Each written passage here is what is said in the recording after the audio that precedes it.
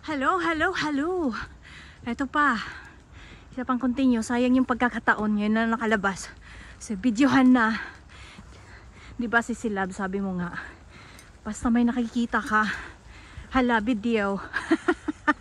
may content po tayo. Ayan. Nasa kagubatan po kami. Susulong po kami, char. Ayun. Ang cute ng ano. Ito ko sa inyo. Squirrel. Yan. Huwag ka mag-jump. Pakita ka muna. Ang kulit ng squirrel na to. Saan? Ah, yun. Ang daming squirrel dito. Naalala ko pala pag naglalakad na ako dito. Maraming squirrel dito. So makikita mo yung mga squirrel kasi may mga lalaking puno dito. Minsan, pag umuulan, malakas ang ulan, yung puno ay natutumba dahil hindi siya nakakapit ng maayos sa ano, sa ground. Kaya madaling ano.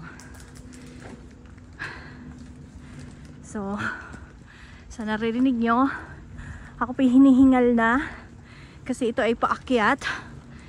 So, imagine that. Ang ganda ng kalusugan ko dati dahil lagi ako naglalakad dito. Ngayon, ha ka na lang katawan ko. Oh, so, sobrang lamig talaga. As in, ang lamig. Gusto ko makumanda ng ang lamig ng simoy ng hangin pero hindi na. Kasi tapos na. So makikita niyo ang laki ng puno, di ba? So puno sa daming puno ng side. So ayan na, nakaraos na kami sa may ano ba tawag nun, Lavi? Yung paakyat ng hill. So kung doon ka sa main road dadaan, sinatawag nilang Caterham Hill. So, namimiss ko din dito. Sa totoo lang, tahimik. So, ang lamig talaga dito, sobra din. Sobrang lamig. Tahimik. Mahals. You know, yamners ng mga chiyo dito. Kaya, tulad yan. Ganda. Hacienda. Char. Mention. Char.